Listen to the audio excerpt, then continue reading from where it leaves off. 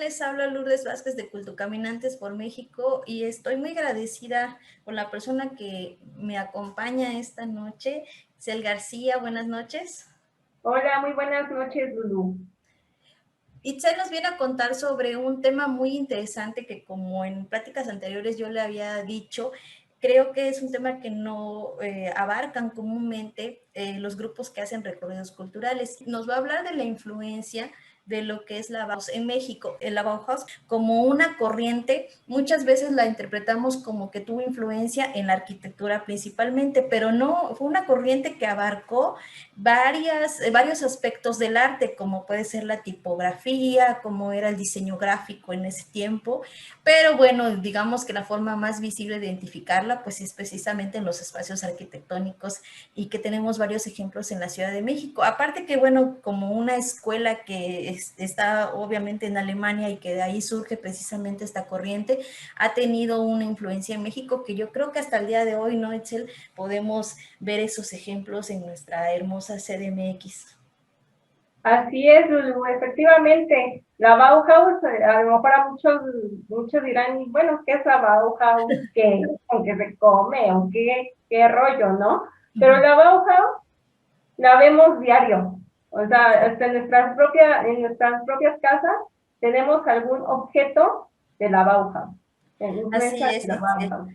Y antes de empezar ya de lleno a este tema, me gustaría presentar a Itzel formalmente. Ella es licenciada en turismo por la Universidad Autónoma del Estado de México y también guía de turistas general. Está certificada a través de la agrupación de guías de turistas Adolfo López Mateos, que es una de las opciones que nosotros tenemos para certificarnos. Además, cuenta con la acreditación de guía de turistas orientado a la naturaleza. Eso me parece bastante interesante, por el Colegio de Humanidades de Oratoria. Cuenta con un diplomado en oratoria, también de este mismo colegio, y ha participado en talleres y seminarios en diversas instituciones de nuestro país, como el Museo Universitario del Chopo y el Centro Universitario en Tlatelolco, ¿verdad, dicen? Así es.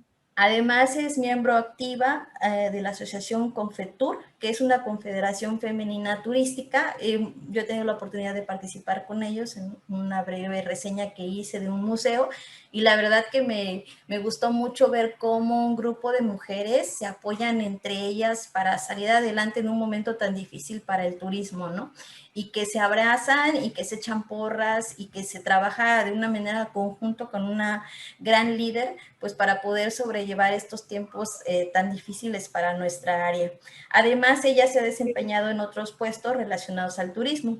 Ha colaborado con empresas e instituciones como las mesas de trabajo que se llevaron a cabo en la Cámara Nacional de Comercio y el Consejo Ciudadano de la Ciudad de México. También participó en el Museo Nacional San Carlos y en el Museo Universitario del Chopo, así como también en el programa Sonrisas por tu Ciudad de la Oficina de Turismo de la Ciudad de México, este programa tan interesante. Yo también estuve un tiempo en Sonrisas, donde se hace precisamente turismo social, ¿no? Que es el acercamiento de ahora sí que todo tipo de personas de diferentes estratos sociales hacia los lugares turísticos de nuestra ciudad, que muchas veces se confunde, ¿no? El museo como los museos o las galerías como espacios para cierta clase social, ¿no? Clase media alta son los que recurren a este tipo de espacios culturales y no. Aquí en este programa de Sonrisas precisamente se buscaba el acercamiento de todo tipo de personas de clases sociales, de diferentes barrios, de diferentes delegaciones, se acercaran a estos espacios culturales pues para conocer mejor la historia y la cultura de nuestro país. También Itzel actualmente se desempeña como CEO y fundadora de una agencia que se llama Nemini Experiencias. Esta es una nueva propuesta que ella está haciendo sobre una tour operadora que digamos que su columna vertebral va a ser 100% receptiva. Ojalá y nos puedes hablar un poquito más de qué se trata este concepto ahorita.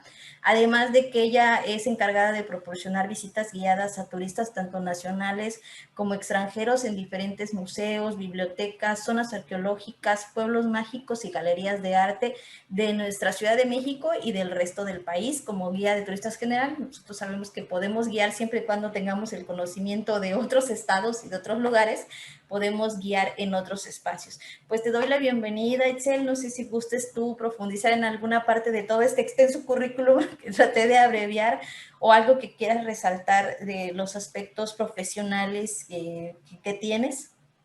Muchas gracias, Lulu. Efectivamente, hace un momento habías comentado de Confetur. Ya tuvimos el gran honor y el placer de tenerte de invitada en un congreso hace un año. Este congreso fue de forma virtual.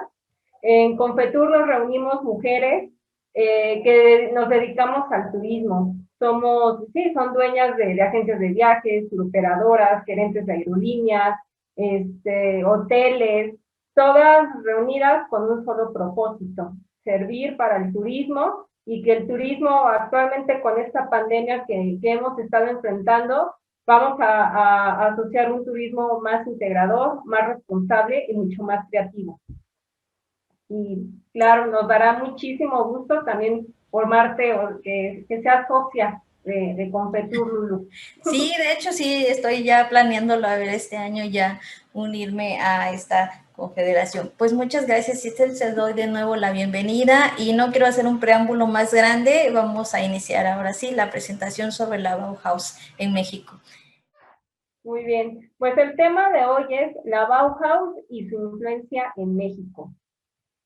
Este tema me gusta, me apasiona mucho, y todos en nuestro camino, ya sea cuando vamos, por ejemplo, a Reforma, la Colonia Roma, es más, los que han tenido la oportunidad de ir a Estados Unidos, Nueva York, Chicago, pues son ciudades netamente influenciadas por la Bauhaus.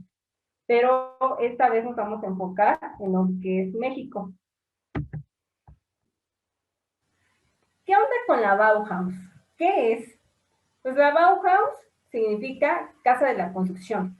Es una palabra en alemán. De hecho, la Bauhaus fue creada en Alemania, y Bauhaus proviene de Bau, que es construcción en alemán, y Haus, casa, casa de la construcción. Pero más que nada, construcción, una construcción, pero social. La idea de la Bauhaus era integrar a toda la sociedad con el arte, la arquitectura, para que esto fuera, o sea, se fuera haciendo una construcción social, vaya, una utopía social. La Bauhaus fue una escuela de arquitectura, pintura, diseño, artesanía y arte, fundada en 1919 en Alemania. Esta escuela pretendía la reforma de las enseñanzas artísticas como base para la transformación de la sociedad burguesa de la época. Hace unos momentos, Lulu, habías comentado que ya hay unos ciertos paradigmas que, de hecho, afortunadamente ya se están rompiendo, de que, por ejemplo, es que ciertas galerías de arte o museos son solamente para cierto estrato social, ¿no? Pues la Bauhaus ya tenía esa idea de romper con esos círculos viciosos sociales y económicos. La Bauhaus cambió la forma en cómo nos relacionamos con los objetos cotidianos. Inclusive, en el año 2019 se cumplieron 100 años de la Bauhaus. Es tan sorprendente que la Bauhaus, en tan solo 12 años que estuvo en función, hizo bastantes cosas. O sea, la Bauhaus lo que hizo fue enfocarse a una era moderna. Antecedentes históricos de la Bauhaus. Pues la Bauhaus surge porque después de la Primera Guerra Mundial, Alemania pues obviamente perdió esta guerra, estaba profundamente y totalmente deshecha, estaba devastada en todos los aspectos, y no vamos también en los aspectos económicos, ¿no? Entonces, ¿qué fue lo que hicieron? Uno de los, más bien el fundador principal de esta escuela, fue el señor que está en la imagen de derecha, Walter Gropius. Walter Gropius, pues dijo, bueno, pues vamos a crear una escuela que asocia a todas estas artes para así asociar a la gente, ¿no? y que, o sea, ya tanto de guerra, pérdida, pérdida tanto económica, humana, pues vamos a crear esta escuela para ir asociando a la gente, ¿no? Y vayamos a darle otro enfoque a la academia. La funda Walter Gropius en el año 1919 en Weimar, en Alemania.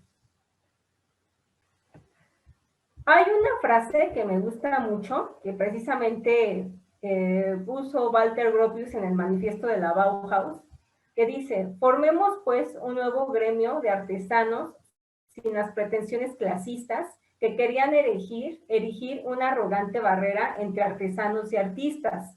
Deseemos, proyectemos, creemos todos juntos la nueva estructura del futuro.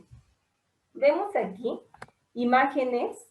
Me encantaron estas fotografías porque aluden, por ejemplo, los profesores, ¿no? Los académicos con los alumnos, que ya están dando otro enfoque, otra forma de enseñar, ¿no? Ya no es la típica enseñanza, ¿no? De académico alumno, de que el académico él hablaba, él decía sus teorías. Aquí no, aquí lo que hacen es, más que nada, crear talleres en donde ellos mismos van a proyectar, ¿no? Van a poner sus ideas en mente. Lo que hacían ciertos profesores, por ejemplo, Kandinsky, que en un momento más adelante les voy a hablar acerca de estos profesores, lo que hacían era de que los alumnos llegaban y decían, imagínense, ponían, por ejemplo, música clásica de Bach, y distintos músicos que les decían, ¿saben qué? Imaginen con esta pieza musical que les estamos poniendo, ¿cómo ustedes podrían crear una obra de arte o con este tipo de colores, ustedes creen nuevas formas, ¿no? Ya estuvo bien de que el paisajismo, sí, la pintura de retrato, ok, está bien, pero vamos a darle un nuevo cambio a esto. Entonces fue cuando empezaron a asociar las figuras geométricas. También del lado derecho, en la imagen, esta es en una clase de Oskar Schlemmer. Oskar Schlemmer fue más que nada profesor de teatro. Lo que creó Schlemmer fue igual, o sea, los personajes, los disfraces de estos personajes muy distintos, ¿no? Por ejemplo, en ese tiempo, en 1919, 1920, tener un traje de estos era así como que, ok, están pero muy, muy avanzados.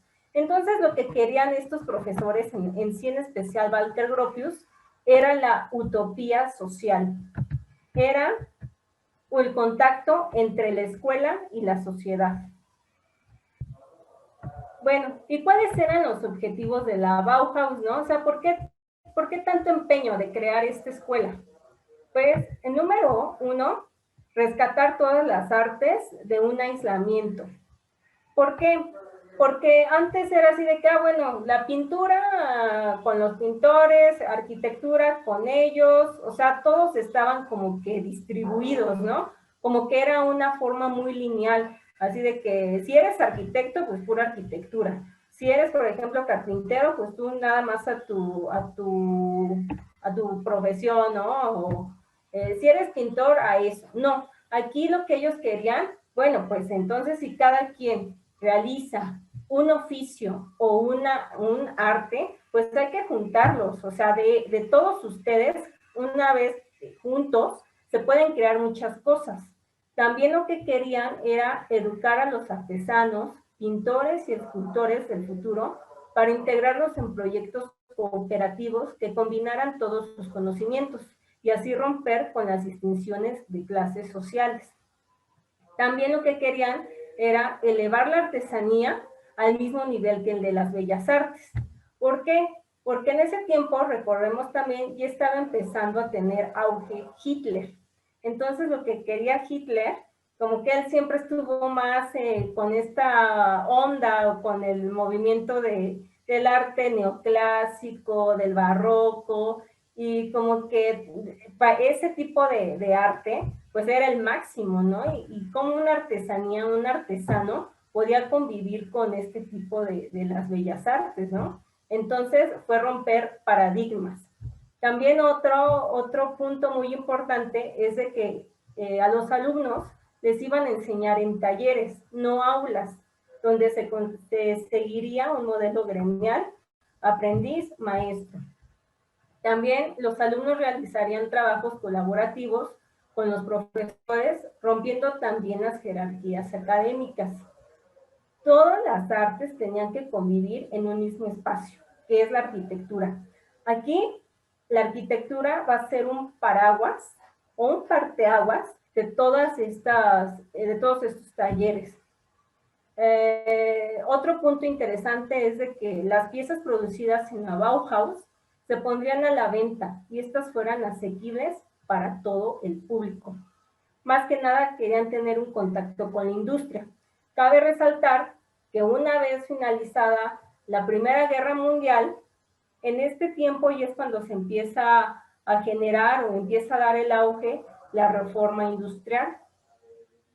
Entonces lo que querían era de los alumnos que hicieran en sus talleres, por ejemplo, los objetos, ¿no? Por ejemplo, sillas, lámparas, mesas, muebles, pues entonces que se pongan a la venta y que fueran económicas, ¿no? O sea, que todas las personas las pudieran comprar. Recordemos que estaban en crisis, había terminado una guerra, entonces pues efectivamente la gente pues no tenía dinero, inclusive pues no tenían en dónde vivir, ¿no? Al ser guerra, pues sus casas fueron destruidas, devastadas. Entonces esto de la Bauhaus, dijeron, bueno, pues ya que estamos en talleres con alumnos, pues los alumnos que están creando sus muebles, sus diseños, pues que se pongan a la venta y que sean económicos, o sea, que todos lo puedan comprar, ¿no? Y otro punto, crear una sociedad a través de las artes. Hay una frase que me gusta, la forma sigue a la función. ¿Cuál era el objetivo?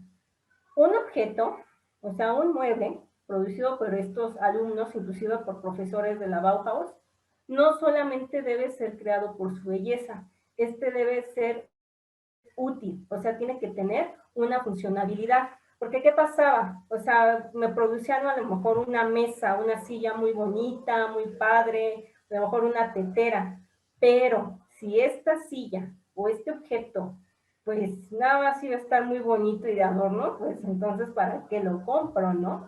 Entonces, pues todo lo que tenían que crear estos alumnos tenía que ser funcionable.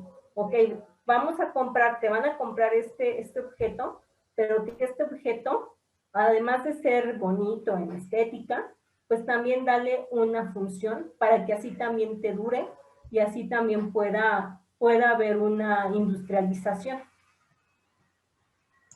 Ah, sí, fíjate que de este punto que resaltas, de una de las características de la Bauhaus, que es el aprendizaje por los talleres, donde el maestro enseña a sus alumnos y ellos van creando en estos espacios, pues es también regresar un poquito a cómo se enseñaba, a lo mejor antes del Renacimiento y durante el Renacimiento, ¿no? Donde no habían tanto las academias o las escuelas, sino que si alguien quería ser pintor, pues ¿qué tenía que hacer? Unirse al taller de estos grandes pintores y poco a poco ir aprendiendo del maestro, y luego cuando ya lograba aprender lo suficiente y poder crear lo suyo, entonces ya se separaba y podía seguir su camino solito, ¿no?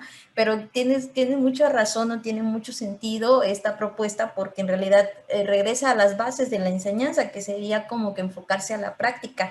Sí, aprender de la teoría, pero pues como lo hemos visto en la mayoría de la educación, la práctica hace al maestro, no solamente llenarte de las bases teóricas, sino que al mismo tiempo tú ir implementando todo lo que has ido aprendiendo. Me parece fantástico. Y también en el caso de México, para esos tiempos también se estaban retomando lo que eran las escuelas al aire libre para la parte de la pintura, ¿no? Ya ves que hubo todo un movimiento en la Academia de San Carlos, donde los estudiantes ya estaban estaban hartos de, digamos, de esas clases tan en el aula, tan estrictas, copiando modelos que muchas veces venían de Europa en yeso, sino que van y entonces hace ese cambio en la enseñanza de la pintura, porque ellos salen ahora sí que al aire libre, al ambiente, y entonces a inspirarse y a crear en contacto con la naturaleza, ¿no? Entonces, también eso, cómo es que en la misma temporalidad, si lo queremos ver así, se estaban viviendo esos cambios, tanto en Alemania, pero también lo estábamos viviendo en nuestro país con la Academia de San Carlos. Efectivamente, inclusive, igual la Bauhaus aquí en México, ahorita que comentas esto, también tiene mucho, pero bastante que ver, ¿eh? O sea, como también la Bauhaus, arquitectos, por ejemplo, Carlos Lazo, otro gran importante, Gabriel Chávez Murado, como también, o sea, empezaron a adoptar todos estos conceptos de la Bauhaus y cómo fue que ellos lo transmitieron hacia los alumnos y cambiaron en cierto aspecto también la forma de enseñanza aquí en México. Bueno, pues ¿quiénes fueron los integrantes de la Bauhaus? Fueron bastantes profesores y también alumnos, inclusive voy a hacer un cierto paréntesis.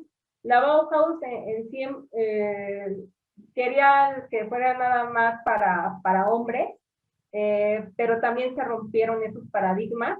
También hubo mujeres que fueron alumnas y también profesoras de la Bauhaus. O sea, cómo ya se rompía también con ese género, o sea, con eso el machismo, ¿no? De que solamente alumnos hombres.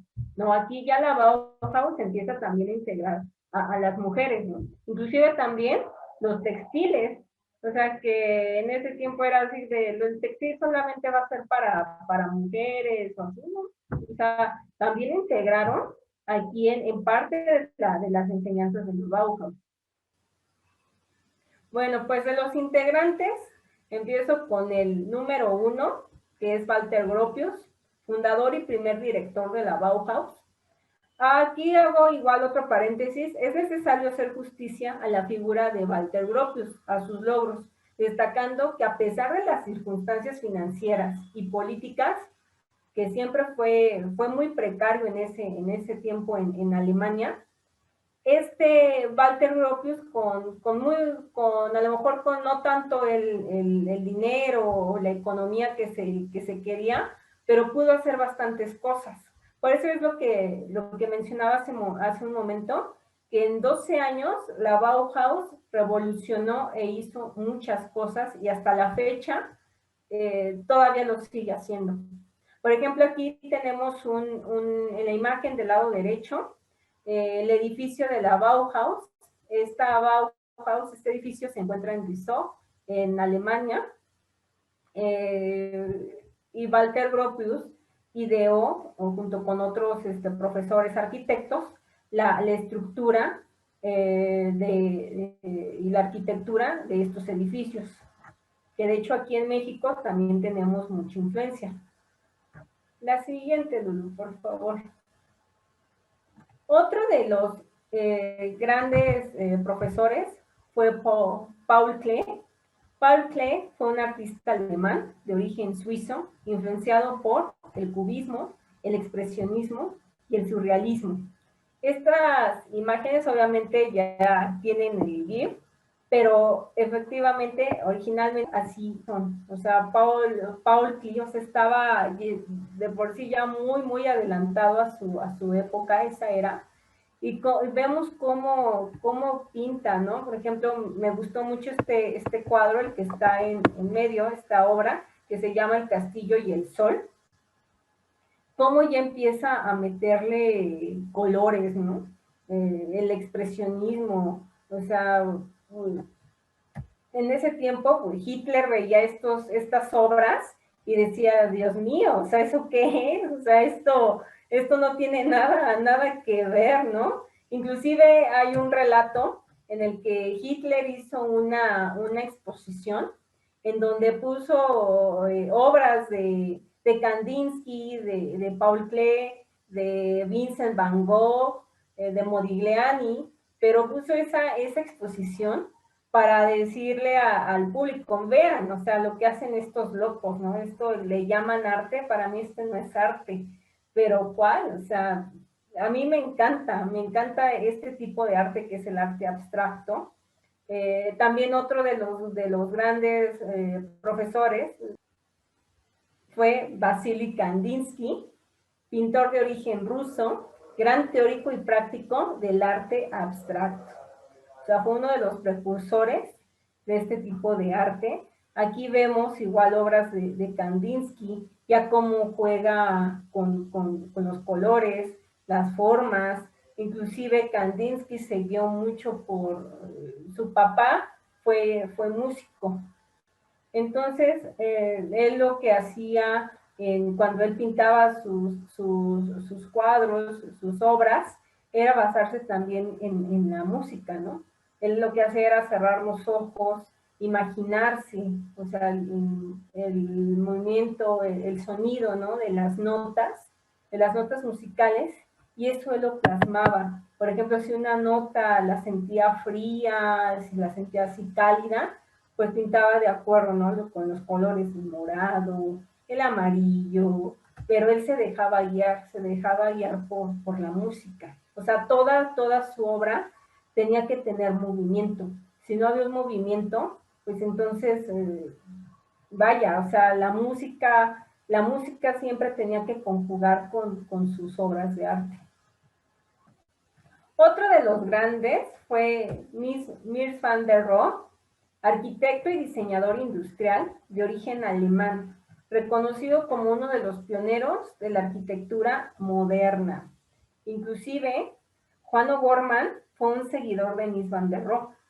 Vemos en esta imagen del lado derecho un edificio que está en Stangor, en Alemania.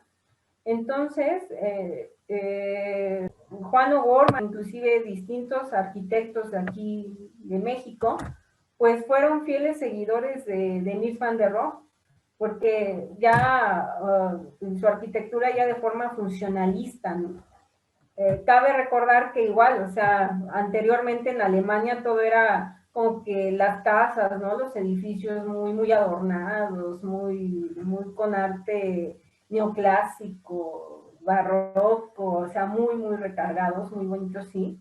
Pero también lo que quería la Bauhaus era, pues sí, a lo mejor te vas a gastar mucho tiempo y también economía, aparte, pues estaban en guerra, en crisis, pues entonces hay que construir edificios, sobre todo casas, ¿no? Viviendas, en las que a lo mejor si en una casa iba a vivir una familia, pues que en ese predio, en ese terreno, pues hay que construir casas o edificios en donde puedan vivir más familias, y así ya se comparten los gastos.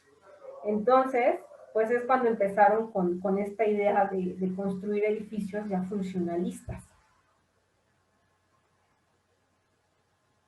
Y bueno, pues así también hay muchos más profesores académicos, como Oskar Schlemmer. Oskar Schlemmer fue un gran maestro de teatro. Hannes Meyer, que tiene mucho que ver aquí en México. Walter Peterhans, Marcel Breuer. Marcel Breuer su papá fue carpintero. Inclusive Marcel Breuer pues le gustaba, ¿no? Mucho la realización, el diseño de las sillas. Una de sus sillas más famosas es la silla África, Laszlo Moholy-Nagy y Johannes Itten.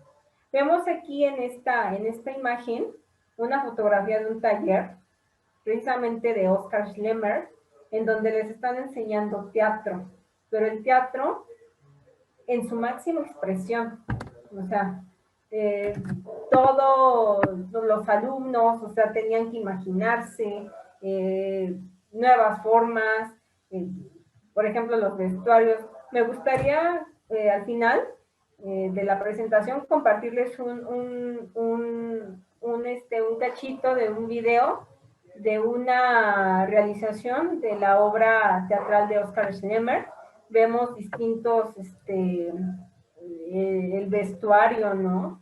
El escenario muy distinto, o sea, nos remonta como si fuera, si alguna vez ustedes han ido a la casa Gilardi de Luis Barragán, a mí me remonta a esa casa, bueno, su escenario, porque colores, formas, figuras geométricas, cuadrados, círculo, triángulo, el color amarillo, color azul, color rojo, o sea, colores nuevos.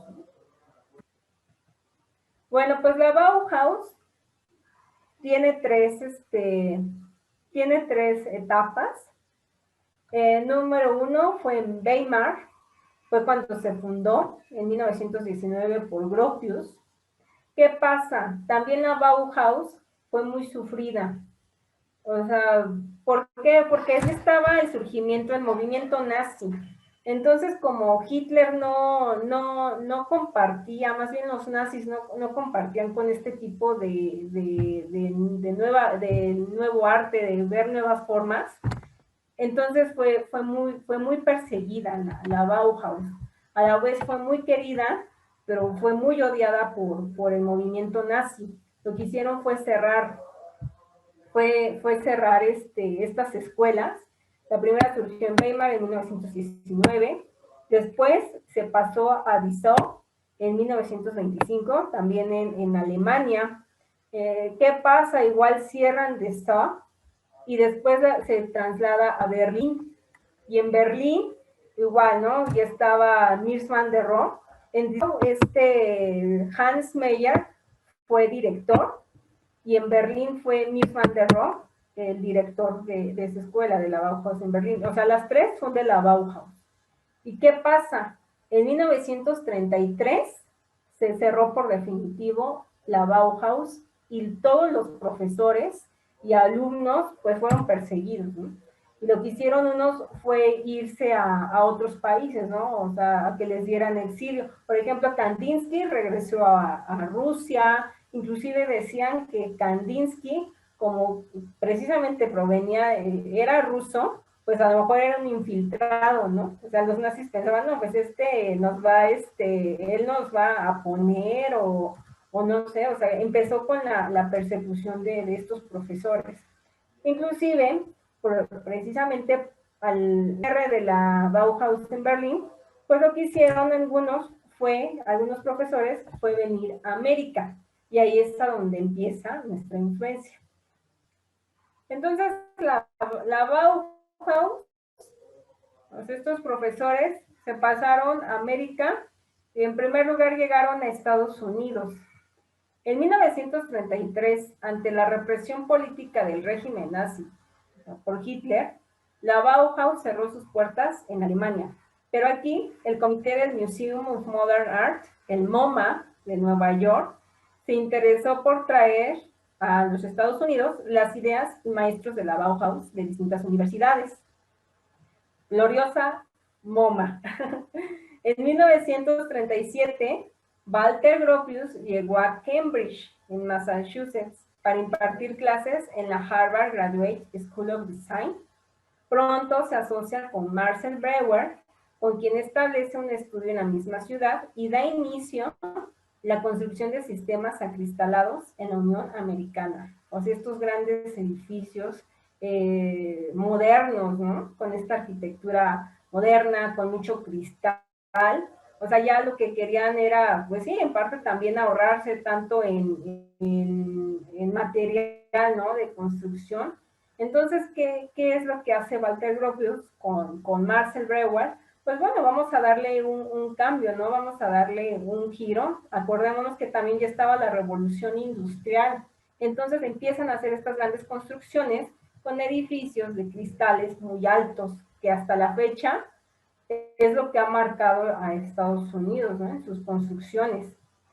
También en Chicago, la Asociación de Arte e Industria de Chicago buscaba vincular el arte con la industria como una estrategia para atraer clientes, para lo que también buscaron fundar una escuela de diseño y arte industrial.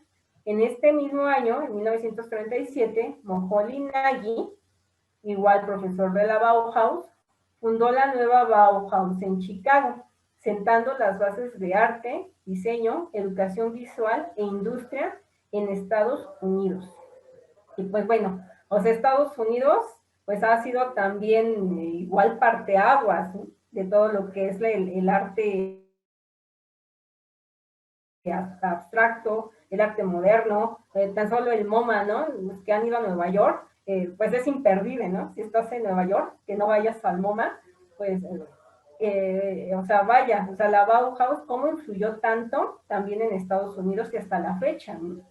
Yo creo que, por ejemplo, si quitáramos si quitáramos el MoMA, si quitáramos, por ejemplo, un edificio de estos de gran envergadura en Estados Unidos, creo que sería como que, bueno, pues entonces, si ya se quitó, pues vamos a hacer otro, ¿no? Similar a todos estos grandes rascacielos, que también igual nosotros tenemos esa influencia. Tan solo vamos en Reforma, y la Torre Mayor, la Torre BBVA, que son de las más importantes, los edificios más importantes que también tenemos sobre este paseo, ¿no? Paseo de la Reforma. Bueno, entonces ya vamos, la influencia de la Bauhaus en México. Me gustaron estas imágenes, puse estas imágenes porque también cada año nosotros tenemos, aquí en México, en la ciudad principalmente, se celebra lo que es el Fashion Design Week, inclusive las Olimpiadas en México del 68, toda esta publicidad fue influencia Bauhaus, las casas, ¿no? Todo lo que fue el Pedregal, también tiene influencia Bauhaus, Max Cheto, Luis Barragán, o sea, vaya, o sea, la Bauhaus cómo nos ha inculcado tanto, ¿no? Le debemos mucho a la Bauhaus. Bueno, pues, ¿quién empieza? Hans Meyer en México. Fue tanto la importancia de este Meyer aquí en México. En sí, al iniciarse la industrialización de México, el Estado asume la creación de una infraestructura que permitiera un rápido desarrollo. O sea, otra vez la industria, otra vez se recalca. Hannes Meyer emigró a México en el año de 1939, invitado nada más por nada menos que por en ese entonces el presidente Lázaro Cárdenas, para dirigir la Escuela e Instituto de Planeación del Instituto Politécnico Nacional. Bueno, pues, ¿qué fue lo que hizo Hannes Meyer aquí en México? Hannes Meyer estuvo 10 años, que esos 10 años fue que aportó mucho en lo que es la forma y la estructura, la arquitectura aquí en México. Hannes Meyer fue secretario arquitecto de la Comisión de Planeación de Hospitales del IMSS, en coordinación con los arquitectos Rivas y Leduc, y ellos fueron los que realizaron el famoso Hospital La Raza. Fue, o sea, tanto así de que Meyer enseñó a estos arquitectos mexicanos, que hasta inclusive también la forma de, vaya, o sea, de ver, ¿no? De cómo administrarse, organizarse los médicos, fue también la influencia de Meyer, o sea, bauhasiana.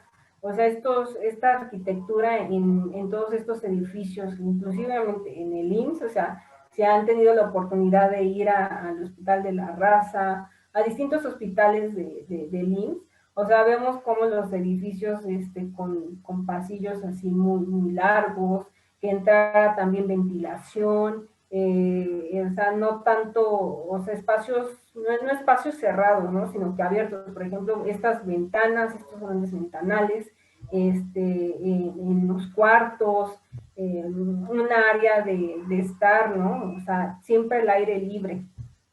Igual, ¿no? Como mucha gente necesitaba este servicio pues sí, de medicina, pues entonces fue lo que dijo Meyer. Pues entonces, si va a venir mucha gente, entonces tenemos que crear edificios grandes y con un buen espacio. O sea, hay que ocupar todo este espacio para que la gente no se sobresature y así también haya una muy buena comunicación, una buena afluencia tanto para el personal médico como el personal civil. También se le debe mucho la traza, la estructura de Lomas de Becerra. Vemos del lado derecho una imagen cuando Meyer está trazando, ¿no?, todas estas casas, cómo es que va organizando, ¿no?, por colonia, la forma de las estructuras, ¿no?, de las casas que se vean similares. Y también el plan urbano de Tlalnepantla.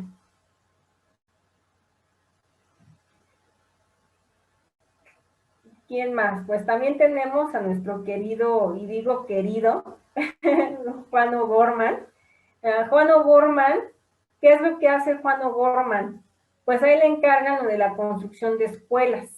Igual, O'Gorman tenía esa ideología de, por ejemplo, aquí en México no era muy común, por ejemplo, construir escuelas, o que las escuelas ocuparan los edificios, así como por ejemplo San Ildefonso, ¿no?, que son edificios muy bonitos.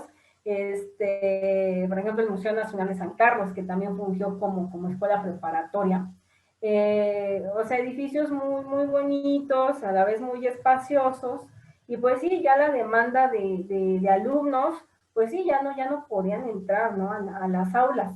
¿Qué es lo que hace Juan O'Gorman? O'Gorman les propone, pues dicen, bueno, pues entonces con todo este dinero que se va a crear para hacer una escuela, o sea, así muy bonita y muy adornada, con mucho estilo barroco, neoclásico, ¿por qué no mejor utilizamos todo ese dinero y en vez de construir una escuela, podemos construir 3? Y pues fue lo que dijeron, a ver, pues, para ahorrarnos dinero, pues dinos cómo vamos a hacer esas escuelas. Pues entonces, O'Gorman, pues, ¿qué hace? Pues al ver a Mies van der Rohe y a todos estos arquitectos bauhasianos, pues les propone, pues vamos a crear unas escuelas de estilo funcionalismo. Estas escuelas, por ejemplo, está la escuela primaria Melchor Ocampo, que fue creada en 1932, la escuela técnica industrial en el año de 1933, las escuelas primarias, por ejemplo, en colonias populares, ¿no?, como la Industrial, la Progar y la colonia argentina. Y vemos del lado derecho toda esta estructura, ¿no? Igual vemos mucho espacio libre, pasillos largos, escaleras, a lo mejor sí no muy adornada, pero que era funcional, o sea, para que pudieran ir pues muchos alumnos, ¿no? O sea, en vez de un edificio que vas a albergar a lo mejor a 100, 150, pues mejor alberga 300, 350. Y así también pasó igual con fábricas.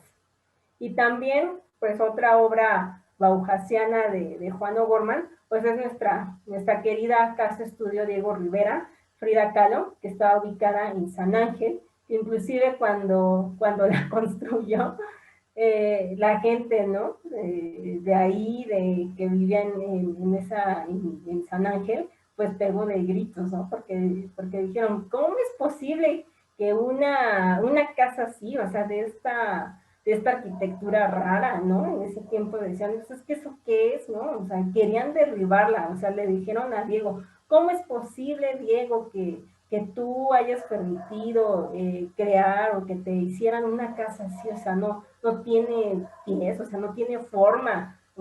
¿Y cuál? O sea, la idea era igual una casa funcionalista. Así y que se iban a imaginar los mismos vecinos de San Ángel, que al día de hoy va a ser un ícono precisamente de ese barrio, ¿no? Porque efectivamente, como Juan O'Gorman se va a prestar a interpretar todos estos conceptos y a retomar estos conceptos de la Bauhaus para plasmar estas dos casas que al final de cuentas, bueno, ese famoso puente que unía a las dos construcciones, ¿no? Cada artista con su propio espacio, separados, pero unidos al final de cuentas con este puentecito que también ya es icónico de este barrio. Y que sí es cierto, muchas veces los que acuden al Museo Casa Estudio pues están buscando la impronta de Rivero, la impronta de Kahlo, y quieren conocer cómo vivieron los maestros y cómo es que fueron creando sus obras dentro de esos espacios, pero tal vez dejan un poquito de lado la cuestión arquitectónica y el diseño funcionalista que le da precisamente Juan O'Gorman, ¿no? Sí, así es. Y cabe resaltar que el funcionalismo, pues que era, o sea, que sea funcionable, ¿no? Como lo comentaba igual hace un momento con los muebles, ¿no? Que los profesores les decían a los alumnos en la Bauhaus, o sea, si vas a crear un mueble o un objeto, pues que no solamente sea estético, ¿no? O sea, que te sea funcionable, o sea, que te dure lo que te tenga que durar. Y ya cuánto tiempo ha pasado, ¿no? Tan solo estas escuelas, yo no he escuchado que ya se hayan, así por ejemplo, hemos enfrentado sismos, tan solo el del 2017, que fue el de los más fuertes, al igual que el 85, no he escuchado que estas construcciones se hayan derrumbado, se hayan caído. Entonces, porque tienen una muy buena base, ¿no? O sea, han sido funcionales. Vamos con los talleres. En ese tiempo, en 1900, por los años de 1940, 45, 50, Raúl Cacho, Germán Chávez Murado y Carlos Lazo, pues dijeron, pues vamos a crear unos talleres de artesanos, pero inspirados en la Bauhaus. O sea, lo que querían era de que los alumnos, pues sí, o sea, sí, mucha arquitectura y arte, pero pues, sí, o sea, también hay que enfocarnos a algo, ¿no? Que no sea redituable. Entonces, entre ellos tres se les surgió la idea de crear estos talleres inspirados en esta escuela. Número uno de estos talleres era el de mosaicos en piedra, muralismo, dirigido por Germán Chávez Morado y Juan O'Gorman. O sea, es que yo me los imagino, o sea, ahí con los alumnos, o sea, Juan O'Gorman ahí enseñándoles, ¿no? Cómo pintarla o cómo poner los mosaiquitos de piedra por piedra. Tampoco nosotros lo vemos en el mural, ¿no? Que tiene ahí Dando piedritas de todo tipo. ¿sí? O sea, hubiera sido fantástico, ¿no? Otro taller de pintura mural. El tercer taller, escultura en piedra, dirigido por Francisco Zúñiga. Escultura en piedra, en ese tiempo, pues, ¿quién se iba a imaginar? El 4, cerámica, para cerámica, dirigida por Rodrigo Arenas de Tancur. 5, el quinto taller de textiles, dirigido por el paisajista Nicolás Moreno. El sexto taller, maderas y muebles, dirigido nada más y nada menos que por Teodoro González de León, que en ese tiempo apenas él era egresado de la Facultad de Arquitectura de Ciudad Universitaria. Entonces, desde muy joven se dijo, pues bueno, yo también quiero ser profesor, yo les puedo enseñar este taller, y pues vaya que lo hizo muy bien. Y el séptimo, que es el de la integración plástica, o sea, estos talleres que a lo mejor en ese tiempo decían, no, pues es que ¿para qué vas a estudiar un taller de esos, no? Pues bien lo puede hacer cualquier gente, ¿no? O sea, no. O sea, todo esto era con influencia bauhausiana. De hecho, las imágenes aluden a lo que es de la escuela de la Bauhaus, cómo estaban los alumnos. Me gustó mucho la imagen del lado, del lado izquierdo abajo, de textil, cómo estaban las alumnas, alumnos ahí incursionando en lo que era la textilería, la cerámica, o sea, eran talleres, o sea, yo me lo imagino y padrísimos, ¿no? Y en los que se les aprendía bastante y en los que se les podía sacar mucho provecho. Sí, y aparte son conceptos que digamos que se generan a partir de este tiempo, pero que se van afianzando, ¿no? Por ejemplo, el último que más me llama la atención es el de la integración plástica. ¿Cómo es que diferentes artes o expresiones artísticas se pueden combinar en un mismo espacio? Y ahí entra la arquitectura, el muralismo, la pintura, la escultura e incluso la decoración. Otros artistas también estuvieron explorando los textiles y es que antes se concebía como que al artista especializado, no un artista que solamente se dedicara a la pintura, otro a la escultura y otro a lo mejor a la arquitectura. pero hubieron quienes combinaron todo eso y fueron explorando pues nuevas técnicas. Sí, ya todo integrado.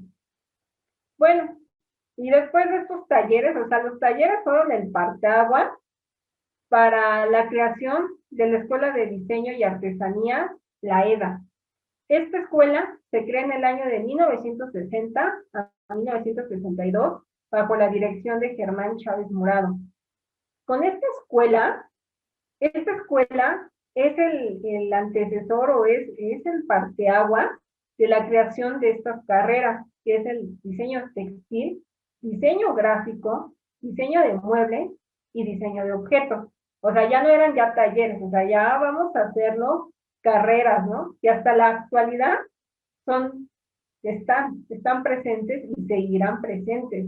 Y todas estas carreras tenían el curso bauhausiano.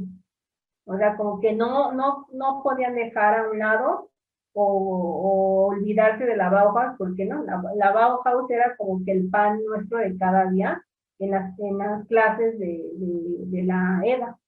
Aquí vemos una imagen, me gustó mucho esta imagen, de los años, de ese año, 1960-62, obviamente ahorita ya está restaurada, pero vemos cómo los alumnos, ¿no? Estaban ahí en sus clases, ¿no? En sus talleres de cerámica, o sea, qué padre, padrísimo. Tan solo igual, otra escuela que hasta la fecha sigue vigente, que es la de la Esmeralda, que está en el CENAR, pues bueno, o sea, influencia bauhausiana al 100%. Retomando de lo que acababas de comentar, ¿no? Y de incorporar, ¿no? A todas estas, el muralismo, el tallado de piedra, la escultura, pues ¿qué es lo que hace? Carlos Lazo, cuando se le encargaron la creación o el proyecto de ciudad universitaria, ¿qué es lo que hizo? Pues bueno, vamos a crear una ciudad universitaria que integre todos estos, lo que se ha aprendido en los talleres, pues vamos a integrarlo, ¿no? O sea, que CEU, que además de que tenga así los edificios y todo, pues vamos a ver, O'Gorman, tú te vas a encargar de darle ese toque a lo que es con tu mural que hay en Rectoría.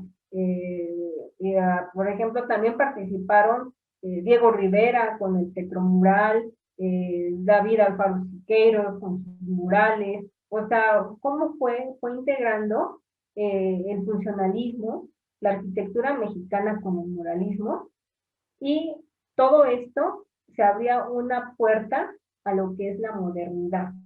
Inclusive también el edificio del SCOP es similar, va similar a lo que es Ciudad Universitaria, ¿no? Todos estos edificios con muralismo, pero muralismo en piedra.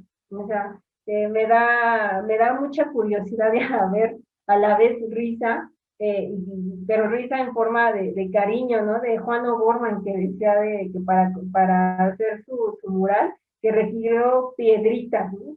Pero él dijo, no, yo quiero piedritas de distintos colores, pero colores, por ejemplo, las de Guanajuato, porque él vivió un tiempo allá en ese estado. Pues de Guanajuato están rojitas, pues vamos a traer esas piedras, por ejemplo, de Zacatecas, a ver, en Zacatecas tenía esa audacia para saber seleccionar el color de estas piedritas, entonces así las fue recolectando y se tardó, ¿no? Pero pues cumplió su cometido y hasta la fecha, o sea, Ciudad Universitaria no por algo es decretada Patrimonio Cultural de la Humanidad por la UNESCO. O sea, es porque definitivamente hay mucha influencia bauhausiana y también todo este arte de todos estos grandes, pues sí, de estos grandes arquitectos muralistas, artesanos. También tenemos a Mario Pani, nuestro querido Pani, con la creación, con el proyecto del conjunto habitacional Tlatelolco. Igual, vemos del lado izquierdo cómo fue los primeros años cuando fue realizado el conjunto habitacional. Actualmente, pues ya ahorita, pues sí, ya a lo mejor ya no se le ha dado como que ese mantenimiento, pero todavía siguen. O sea, ¿y cuántas familias, cuántas oficinas no hay ahí? O sea, igual, o sea, crear o juntar a toda la sociedad en un solo conjunto habitacional y así se ahorra pues mucho, ¿no? O sea, porque igual, o sea, tantas familias, ¿en dónde van a vivir? Pues entonces era crear estos edificios que inclusive en la Bauhaus, en Dessau, había una casa habitacional cerca de la escuela en donde habitaban alumnos y profesores. Lo que querían era, con un presupuesto menor, bueno, con no mucho dinero, pero crear todas estas edificaciones para que así los alumnos y profesores pudieran vivir ahí. O sea, todo tiene influencia bauhasiana. Pues vamos también con Matías Geritz. Matías Geritz, vaya, o sea, fue también un grande. Matías Geritz con su museo experimental, el ECO, que actualmente pues lo lleva la UNAM, en administrado. Él al momento de crear el ECO, él lo que hacía era como que, pues leer, ¿no? Por ejemplo, a Goethe, se involucraba mucho con los sentimientos, ¿no? La forma, las cosas, la forma de las cosas, los colores. Por eso es el Museo Experimental El Eco, porque precisamente todo lo que sentía o llegaba a sentir esas sensaciones, Geritz pues, las plasmaba al momento de trazar todos esos planos para este museo, pues ahí se ven reflejados en esa obra. También las torres de satélite, en coautoría con Luis Barragán y Chucho Reyes Ferreira. Vemos estas edificaciones, o sea, padrísimos, ¿no? Y hasta la fecha yo creo que si vas a satélite y si no están esas torres, es como, vaya, o sea, le han quitado pues una parte, ¿no? Viva de satélite. El espacio escultórico de Ciudad Universitaria, que trabajó en conjunto con Helen Escobedo y con otros artistas. Y la Ruta de la Amistad, nuestra querida ruta que está en Ciudad Universitaria, bueno, está en el sur, al poner estas figuras, ¿no? Estas figuras, pero a lo mejor pues uno va y dice, pues, ¿y eso qué es, no? O sea, como que no le encuentro forma o no sé, pues todo eso es influencia bauhasiana. La Ruta de la Amistad, cabe resaltar que fue creada, adelante Lulu. No, sí, adelante con lo que estabas diciendo. Ahorita menciono. La Ruta de la Amistad más que nada fue creada porque precisamente en el año 68 fue un año clave para nosotros. ¿Por qué? Porque tuvimos dos acontecimientos, uno feliz y a lo mejor más bien uno triste, ¿no? El feliz, ¿por qué? Porque se celebraban los Juegos Olímpicos, celebrados en el Estadio Olímpico Universitario, y pues sí, también la matanza, ¿no? De la masacre de los estudiantes en Tlatelolco. Sí, fíjate que tienes mucha razón en lo que dices de estas esculturas que están en esta Ruta de la Amistad, que cuando la primera vez que tú te encuentras con estas esculturas, como que dices, ¿y eso qué hace ahí, no? Porque muchas veces unas quedaron totalmente rodeadas de edificios, de parques, y como que ahí en medio no significan nada, ¿no? Hasta que ya te pones a investigar, bueno, ¿qué hace ese aro ahí en el caso de la imagen que tú proyectas o las que están por lo que es el estadio Azteca y esa zona, y dices, ¿y qué hacen allá? ¿O qué significan? ¿O por qué están ahí? Ya averiguando, pues ya te das cuenta que en realidad formaron parte de un gran proyecto, que en ese tiempo obviamente se visualizaban de manera fácil porque era una parte hasta cierta manera despoblada de la ciudad. Nosotros hemos visto fotos de los años 60 del sur de la ciudad y prácticamente eran espacios vacíos, vacíos, ¿no? Venías en el auto y podías ver claramente cada una de las esculturas e inclusive adivinar el trazo o la ruta que se estaba siguiendo. Al día de hoy eso es imposible.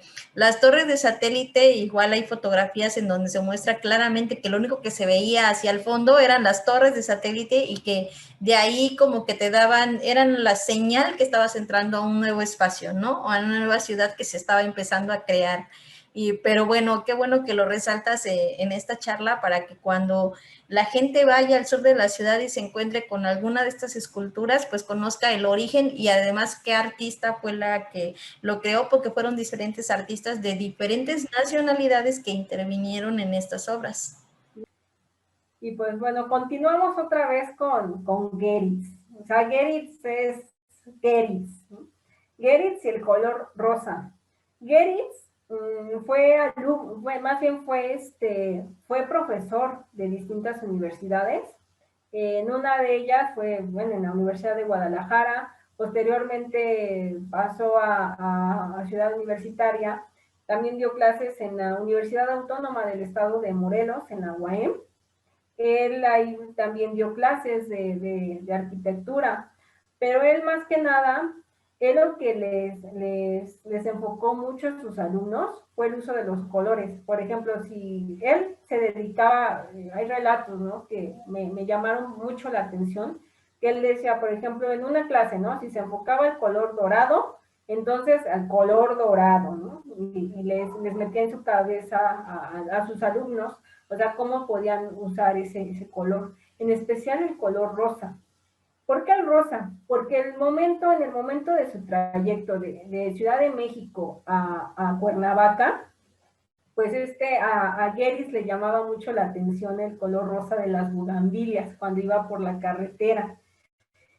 Entonces él les decía a sus alumnos, ¿no?, cuando estaban en clase, les decía, a ver, cierren los ojos, y les venía contando, ¿no?, el trayecto que hacía de Ciudad de México a Cuernavaca, y les decía, a ver, yo quiero que se imaginen, o imagínense que esta calle, esta casa, esta avenida, está pintada de color rosa, o sea, todo asociado al color rosa. Les taladreaba en su cabeza, en sus cabezas, este color.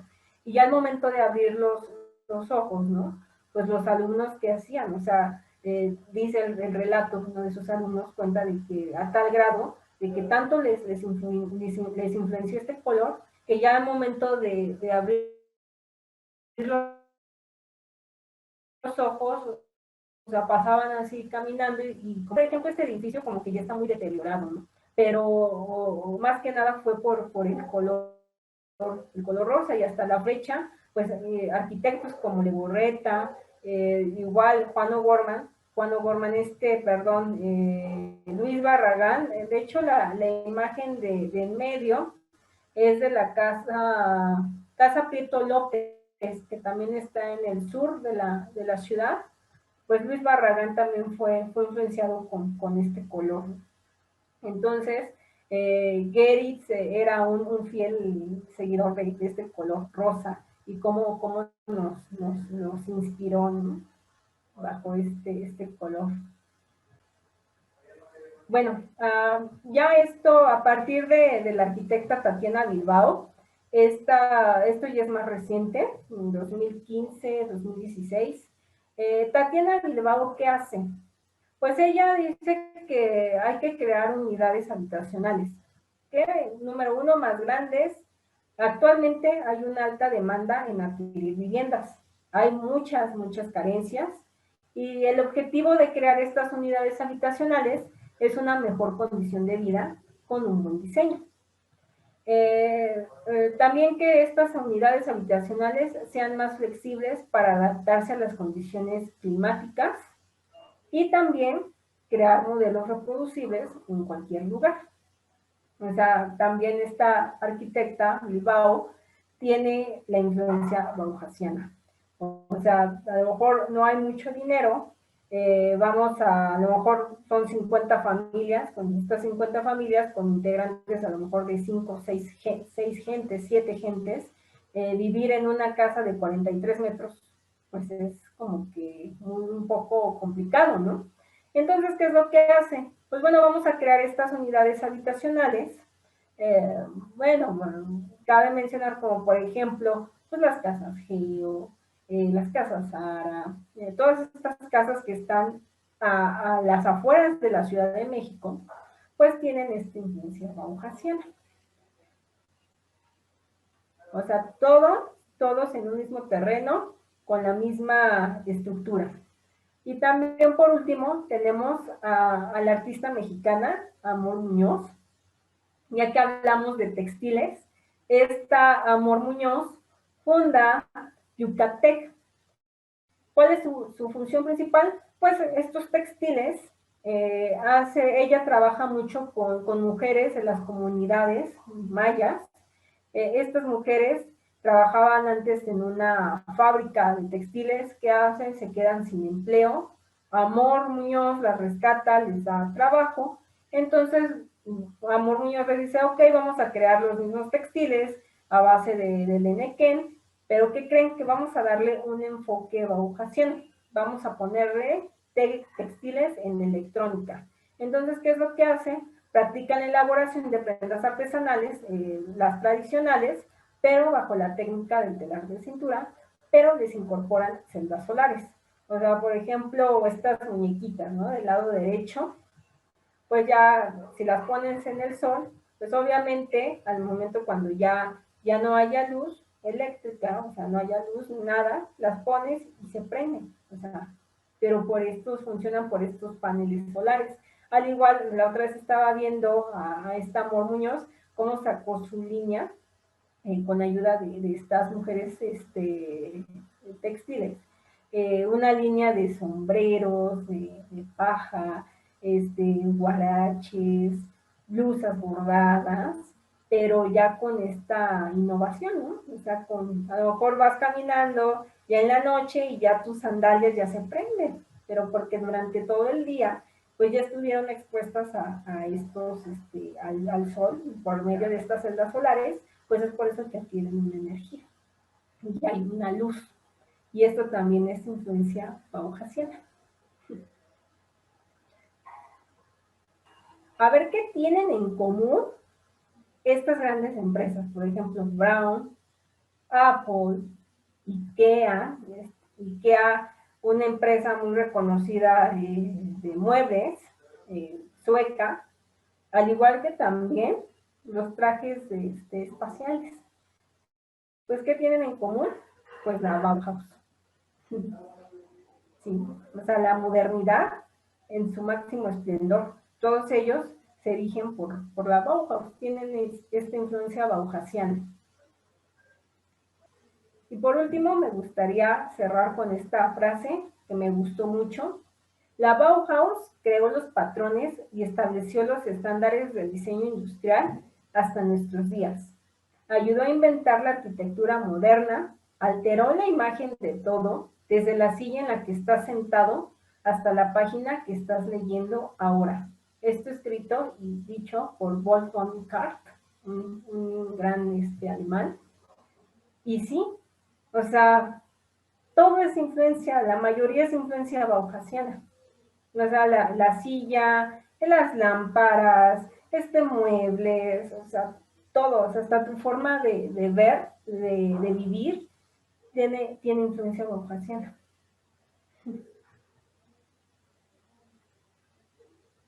Pues, muchas gracias, Lulu. Les agradezco mucho su muestra de atención y apoyo y encantada y estoy muy honrosa de que me hayas invitado a Cultucaminantes. Te lo agradezco bastante, Lulu. No, pues muchas gracias a ti, Itzel, por este paseo que nos has dado de la arquitectura y las diferentes muestras artísticas de la Bauhaus. Creo que es bien interesante porque, como mencionamos al principio, forman parte de nuestra vida común.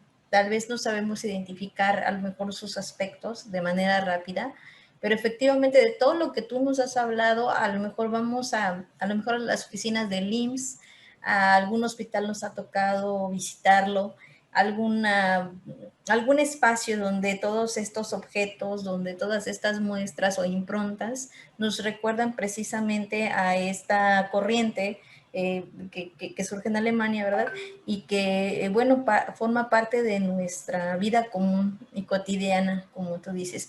Ahora, una pregunta, yo quisiera hacerte una pregunta. Si tú nos pudieras dar un recorrido donde nos pudieras hablar de la influencia de la Bauhaus, ¿en qué barrio, colonia o espacio de la Ciudad de México nos llevarías?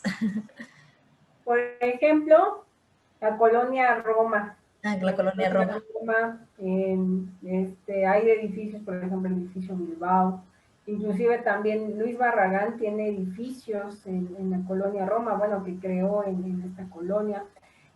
También, ahorita que tocas, bueno, que toqué Luis Barragán, sus casas, las casas de Tolópez, la Casa Estudio, que es decretada Patrimonio por la UNESCO, y la Casa Gilardi. O sea, también esas tienen influencia bauhasiana. Ciudad universitaria. Sí, Yo creo que ¿verdad? la Esa ciudad no universitaria podría faltar. es la imperdible. Sí, efectivamente. Y creo que es la que como que tiene en un solo espacio varias representaciones que se pueden explotar, ¿no? No solamente los murales de O'Gorman, sino el diseño de las escuelas obedece bastante a la arquitectura de la Bauhaus. Entonces, valdría la pena caminar, como dices, ciudad universitaria e ir descubriendo todos estos aspectos que tú nos has platicado en una charla. Pues queda de promesa que en cuanto la pandemia nos deje, de verdad tenemos que ir con Itzel en un recorrido que ella nos haga el favor, ¿verdad?, de ofrecernos para conocer todo esto de lo que nos platicó el día de hoy y poder experimentar y ver de primera mano todos estos detalles de los cuales hoy nos platicó. Como les decía, ojalá y se pueda hacer más adelante, Itzel, un recorrido contigo ya de manera presencial para que nos cuentes todo esto que nos has dicho en esta noche. Recuerden que nosotros vamos a estar leyendo sus comentarios. Por favor, dejen sus preguntas, todo aquello que nos quieran decir o que quieran comentar con Itzel. Por favor, déjenlo ahí para que nosotros estemos respondiéndola. Igual no se olviden de compartir esta charla para que más personas puedan escuchar estos temas tan interesantes. Agradezco de nuevo, Itzel, su compañía, el tiempo, el cariño y el entusiasmo que pone a cada uno de los temas que hoy nos presentó. Se ve que hay una preparación detrás muy fuerte, pero sobre todo quiero resaltar el amor por el tema, porque siempre es interesante cuando una persona le entusiasma de lo que está hablando, se siente y se transmite a través de sus palabras, y creo que eso es lo que nos dejas, además de, bueno, todo el conocimiento que nos compartiste. Pero esa emoción por conocer y por explorar la arquitectura, creo que a todos nos ha resaltado el día de hoy gracias a tu exposición. Gracias a ti, Lulu. Efectivamente a mí me emociona, ¿no? Me apasiona este tema bauhasiano. Yo creo que si hubiera vivido en esa época, en 1920, ahí yo hubiera sido fiel seguidora de Walter Gropius y todo lo que dijera Walter Gropius. Ahora nos vamos a ir aquí a Dessau o a Berlín. Yo encantada, con los ojos cerrados. Pero muchas gracias, Lulu. Te agradezco mucho. Estoy muy honrada por invitarme en Cultucaminantes. Te deseo mucho éxito. Gracias. En todo lo que tú hagas. Al igual que a todos ustedes, les deseo lo mejor, que todos sus planes, sus metas se vean reflejadas en todo este año y los siguientes. Muchas gracias, Itzel. Así es. Bueno, pues nosotros vamos a estar ansiosos de que ya esta pandemia nos deje salir y en cuanto tengamos esa oportunidad, te aseguro que sí vamos a planear un recorrido para que nuestros seguidores, nuestros amigos puedan conocer todo esto que nos has platicado. Pues no me queda más que agradecerte de nuevo tu presencia y a todos ustedes por seguirnos en la página. No se olviden de compartir y de dejar sus comentarios. Que tengan una excelente noche. Hasta luego.